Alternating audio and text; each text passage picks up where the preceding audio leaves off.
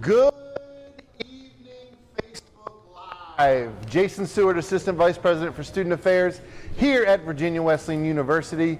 It is a busy day on campus. We have just wrapped up orientation for the new class of 2022. We are just off the heels of the State of the University address.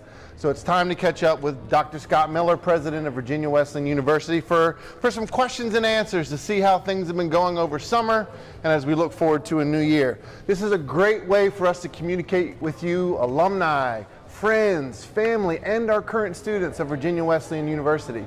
It is a great day to be a Marlin, as you will find out here in just a few minutes. So without that being said, let's go ahead and jump to the questions. What do you think? Terrific, thank you. Good. If we don't get a chance to get to the questions you've submitted, don't worry.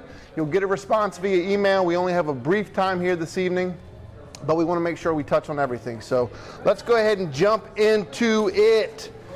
There has been a lot of construction happening around campus, and you can see it everywhere. So why don't you tell the folks a little bit about what's happening around here? Sure, Jason.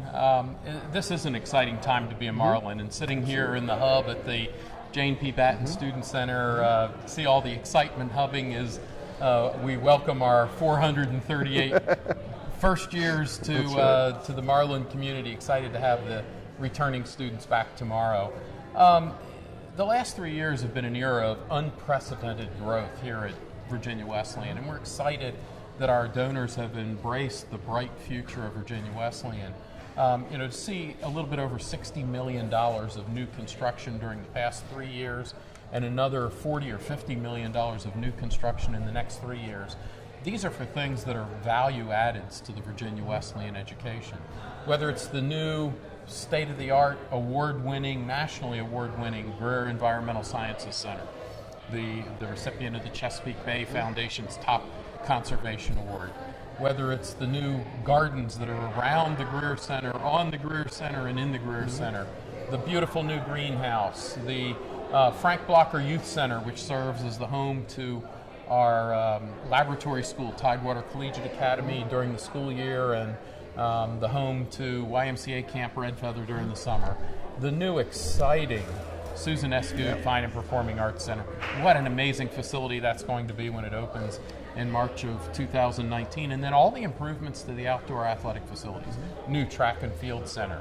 The renovation and movement of the Alpine Tower to the outdoor fields. The major renovation of Perry Field to be the home for the baseball team. And then coming up this fall, Town Park,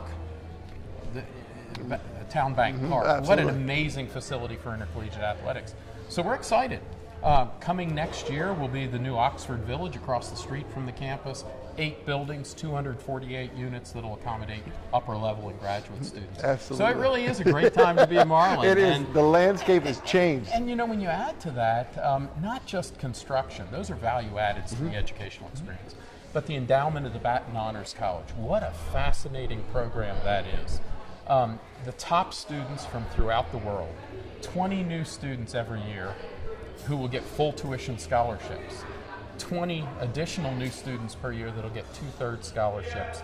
It transforms an institution when over a 40-year period, 160 of the top scholars from throughout the world will be coming here, taking advantage of our wonderful facilities and the surrounding community and becoming a part of the Marlin family. Absolutely. It is a lot of earth moving around here, a lot of changes to campus and programs. And with those updates, we have a question from parents Paul and Julie Morgan. And they asked about limited parking on campus due to construction and what plans are there to bring back some of the spaces we've lost. Yeah, it's amazing how parking becomes the focal point on any college campus. Yes, sir. Last year with the construction of the Greer Center, we also added about 80 parking spaces in front of Blocker Hall for the sciences. That helped us for the short term, but when we started construction on the new Goode Fine and Performing Arts Center, we had 60 spaces there that are temporarily out of service. But when the new facility opens in March of 2019, there will be 259 new parking spaces that will accommodate students living in Bray Village and also patrons of the arts who will be going to the Goode Center and also to the old Fine and Performing Arts Center. That will definitely add some spaces to campus and really service all of those areas well. So that's nice. Thank you. Great. We have moved, of course, from Virginia Wesleyan College to Virginia Wesleyan University, and with that move we've added our online programs, our graduate programs. So how are these doing, and are there plans for expanding that in the future? Yeah, I remember when I came here in 2015, the now chair of our board, David Kaufman, said to me, "We have been a well-kept secret and we don't want to be. We have been this cozy little private liberal arts college in a terrific location. We don't want to be. We want somebody who will think outside the box, even break the box up and throw it away." And so we started looking at things like adding graduate programs, adding adult degree completion programs, and the response has been tremendous. I am just fascinated with the response that we've had to our MBA program after just 11 months. And the online division has grown sensationally, and we just think that it's an extension of the quality of academics that we have here. We had a 54% growth in summer school this year.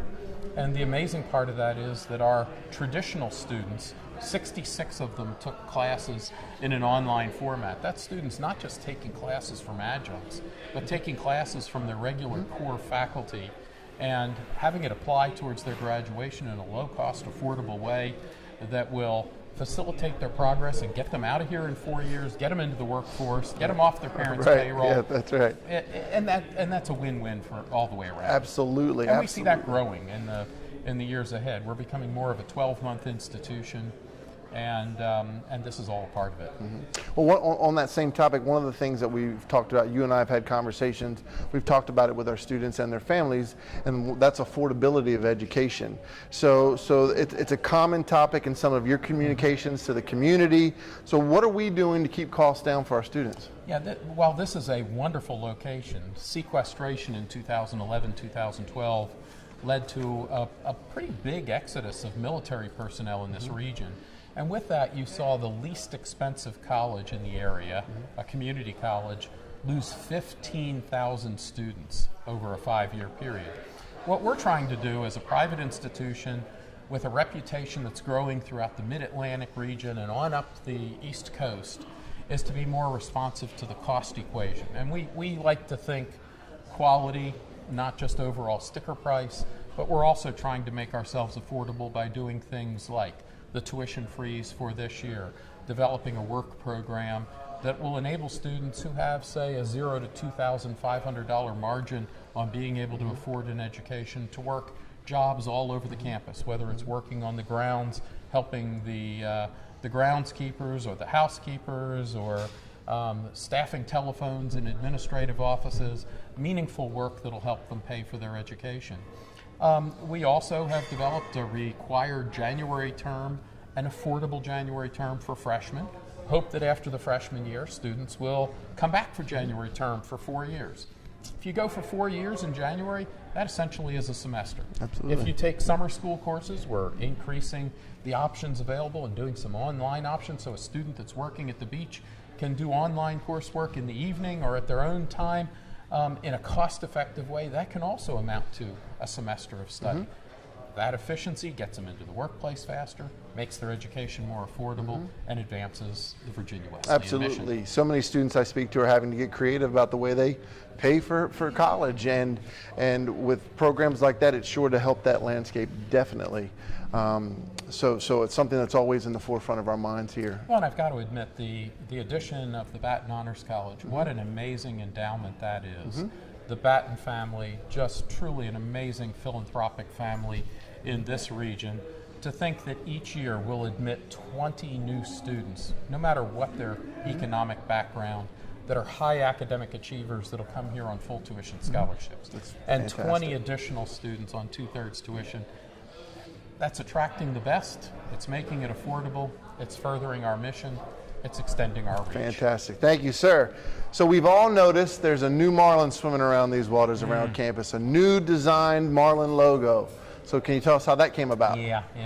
For 12 years, there's been a bit of a controversy that the marlin has not been zoologically correct. Most people know that a marlin doesn't have teeth. So this year, as a part of the rebranding associated with becoming Virginia Wesleyan University and the new logos and crests and designs that go with it. The Marlin was redesigned by the original graphic artist as well.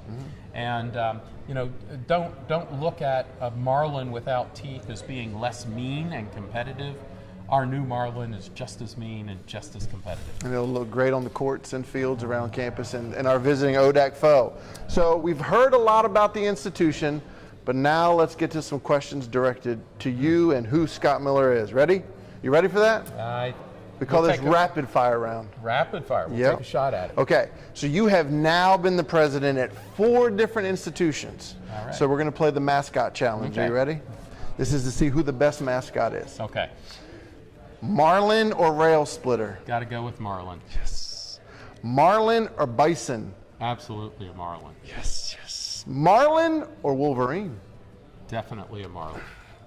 Marlins or Braves? Trick question. Major League Baseball. Got to take the Braves over the Miami Marlins. I know. You're sharp one there. You're a sharp one. Well, we know you love baseball and you love the Atlanta Braves, but if VW's Marlin baseball team was playing the Braves, what jersey would you be wearing in the stands? I'll go with Chief Nakahoma. Let's stay with the baseball theme. If you were a player, what would your walk-up song be? Have to go with Chipper Jones and Crazy Train. Okay, I like it. A little Black Sabbath. What's your favorite cartoon growing up? We'll go with Roadrunner. Okay. If you could see any band in history, who would you see? I'd say Chicago, and I finally did get to see them at the Virginia Beach Amphitheater. I've never seen them, but I hope to catch them next time they come through. If there was a movie being made about your life, who would play you? Absolutely, George Clooney. That's a good one. Chris Farley would play me. Best restaurant for seafood in Virginia Beach? Got to go Dockside. Great atmosphere, great food. Okay, all right. Norfolk Tides or Norfolk Admirals? Ooh, hard one, but I'm a baseball guy. Okay. Season all right. ticket holder, have to go Okay. with the Tides. Okay. Dunkin' Donuts or Starbucks? Definitely Wawa. Wawa. Favorite season? Coastal Virginia. It's always 75 and sunny, or today 93 and sunny. Right. Who's your favorite assistant vice president for student affairs? Favorite assistant vice president for student affairs. Which Give institution? me this one. Come on. Which institution? All right. My final question for Okay. you tonight. What's your favorite thing about VWU? The people. This That's is right. a wonderful place, wonderful people, and terrific students, terrific faculty, a great place, and and wonderful alumni who are engaged with the institution, and we invite them to be further engaged with the Virginia Wesleyan University experience. Well, sir, I can't thank you enough for taking a few minutes here this evening to connect with our community, answer a few questions. If you're watching us online, please stay tuned. We're going to take a brief intermission. We're going to change the setup a little bit, and then we have a panel of special guests that are going to join Dr. Miller to share some more information about Virginia Wesleyan University and what's to come. So stay tuned.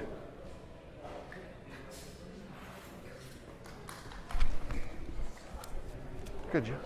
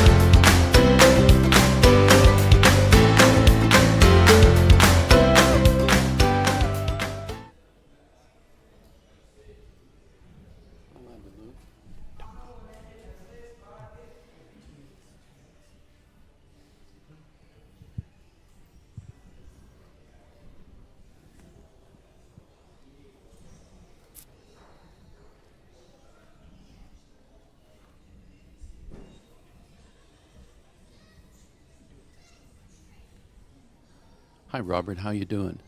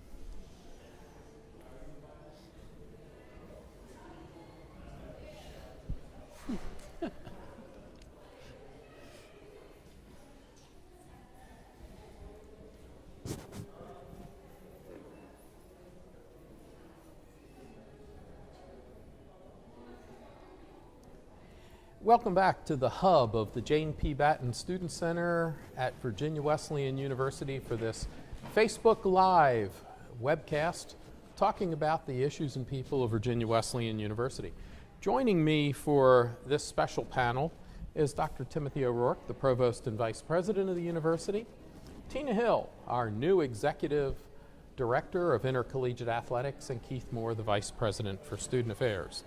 Let me open with a question from one of our viewers, which focuses on the fact that there has been a lot of discussion about long-range strategic planning and the master plan. Dr. O'Rourke, as the individual who led our new academic-based strategic plan that came as a result of a year-long planning process, could you address some of the specifics of that long-range plan? Sure. As you know, Dr. Miller, through much of 2016 into early 2017, the university worked with an outside consultant to develop a 10-year plan to govern the expansion of academic and residential buildings as well as the athletic facilities.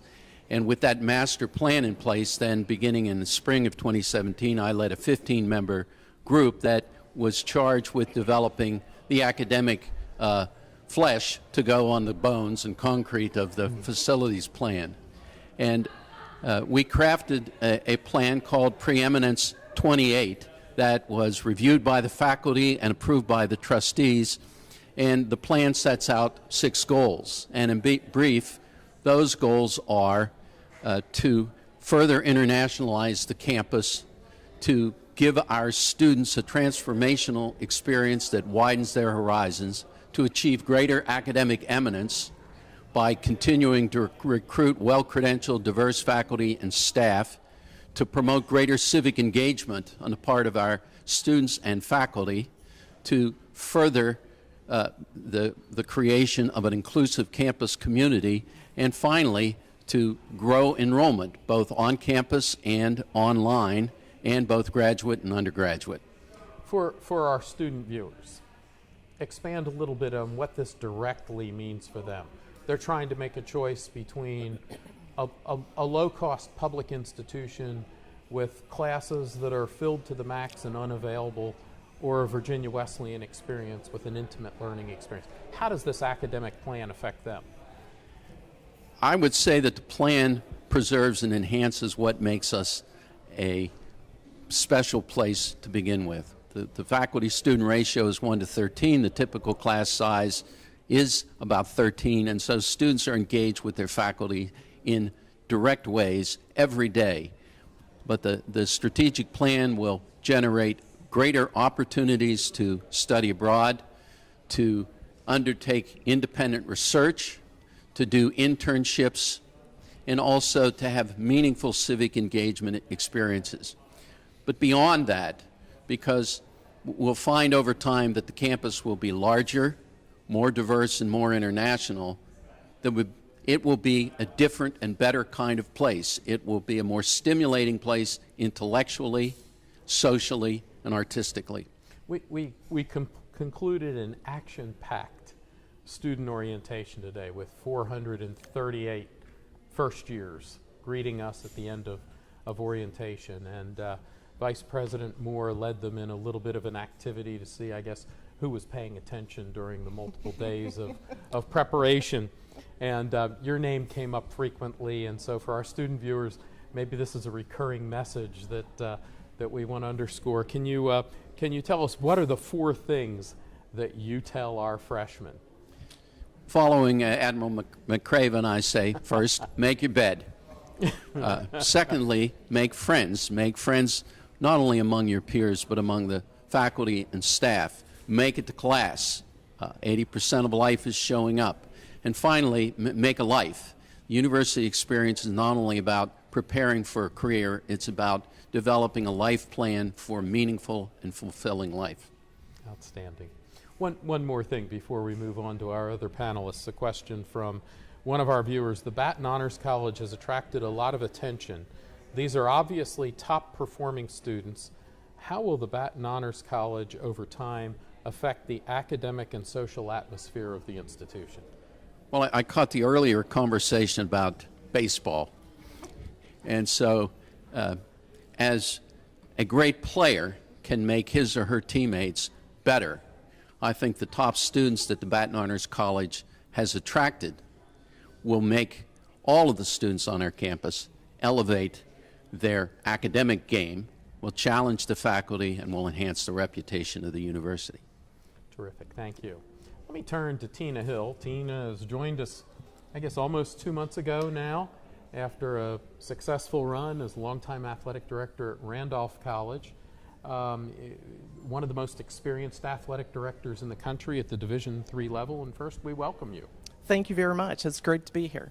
You've been an athletic administrator for most of your professional life. What excites you most about coming to Virginia Wesleyan? Well, I have a confession to make. I've been admiring Wesleyan from afar for quite some time, particularly their student athletes that I had the privilege of watching from Randolph over in Lynchburg in the mountains, and they were very impressive. Not only are they competitive, but they are good people from my interactions of them. I really enjoyed meeting the coaches over that 10-year span. They're very professional, they're optimistic, and they get the most out of their students than many of our league members. So when this opportunity was presented, I got really excited of being able to come and join a family like that. And I want to share with you, when I first met with our coaches and asked them what they love most about their job, they talked about the people. And I'm learning quickly exactly what makes Wesleyan special. And so it's been a great transition, and I can't be more excited to see what we do in the future. And we've got a great past of competitiveness and some national champions, both in basketball and golf and back-to-back softball we are certainly proud of. And so we're looking forward to what the future brings. Great. It's a great time to be here. We're pleased that you've joined us. We thank you. A graduate from the 1980s wants to know if there are plans to add any other intercollegiate sports, for example, football. Oh boy.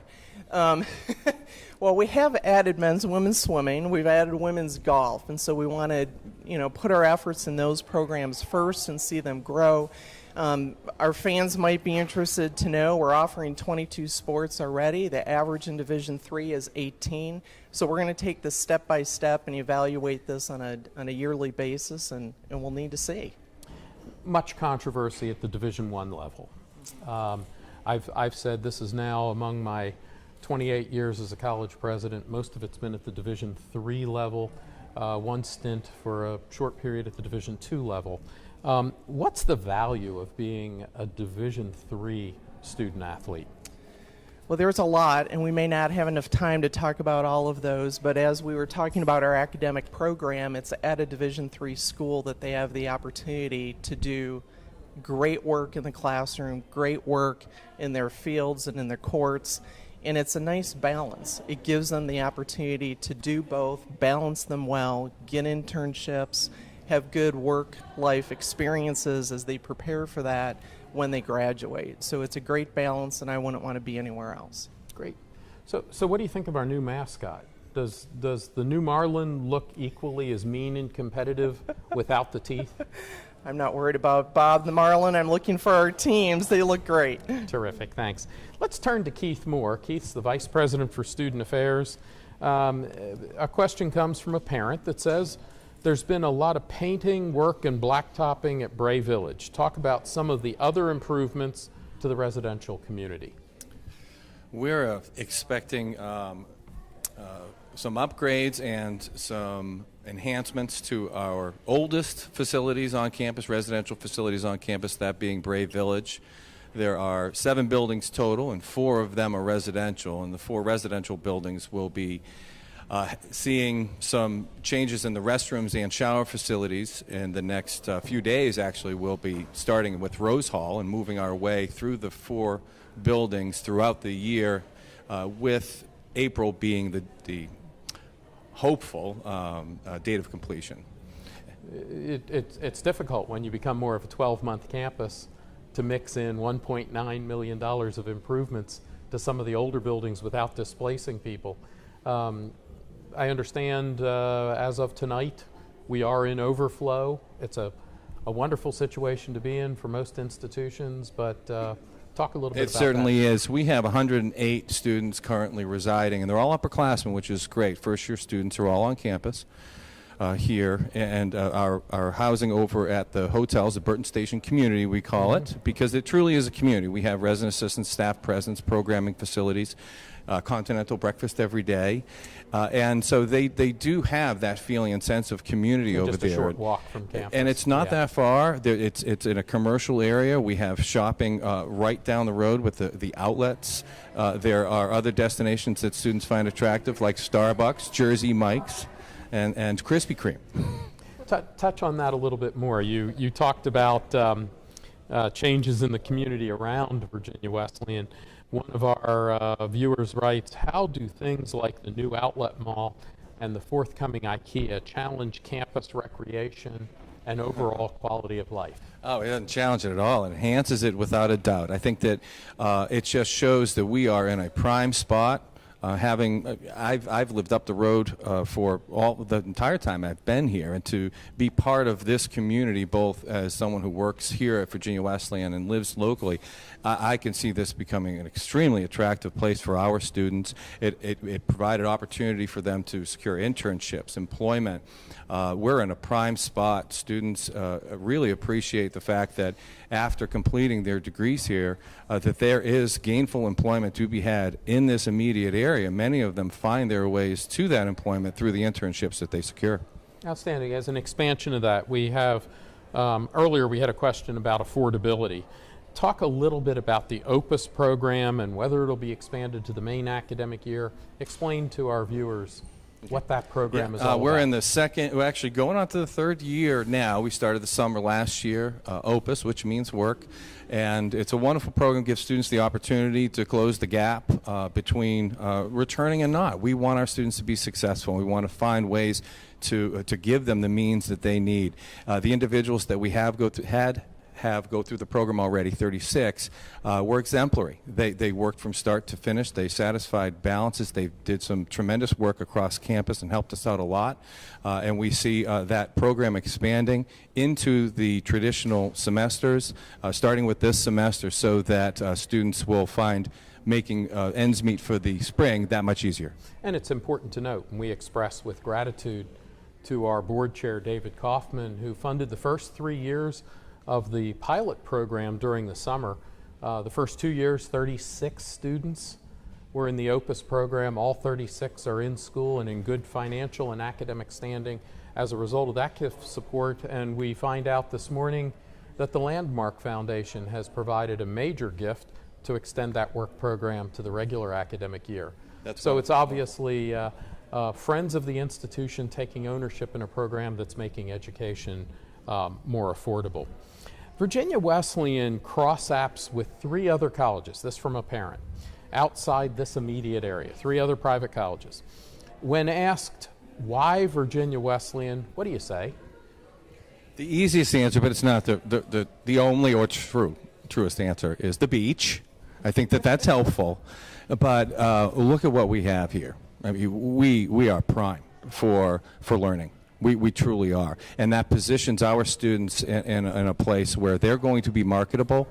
I think that's wonderful. That's the best answer, of course. And the fringe benefits are the cultural opportunities in the area, the sport. We have a AAA and a minor league hockey team as well. You had to get that hockey I in had there, to throw the didn't you? hockey in. It's Admirals all the way. But no, it's a wonderful place, and our students enjoy being here after graduation as much as they do while they're here. You know, I take that a step further. I think location is terrific for Virginia Wesleyan, but on top of the location of having beaches and the name Virginia Beach associated with the institution, it's the learning additives, the value addeds that contribute to the overall experience. Now we have the Ocean the Explorer? Ocean Explorer at the Virginia Aquarium. The other schools that we compete with don't have an ocean and don't have an Ocean Explorer. Right. We have the Brock Center 4 miles from campus. We offer classes at the Chrysler Museum of Art. They don't have a Chrysler Museum of Art. We're offering classes there. And then when you look at the business community in Hampton Roads, to think that 104 of the top businesses in the United States are located in Hampton Roads, who can match those internships? And that's valuable experience for students moving forward. Makes them more employable, makes their parents happy, gets them in the workforce faster, and that's about the Virginia Wesleyan experience. We're out of time. I want to thank Keith, Tim, and Tina for joining us for this half of the program. I want to thank you for watching. A reminder, Marlin Spirit Day, October the 3rd, Homecoming, October 5th through the 7th. Visit often, stay involved. If we didn't get to your question, leave us an email address, drop us a line at officeofthepresident@vwu.edu, and we will get back with you. As always, it's a great day to be a Marlin.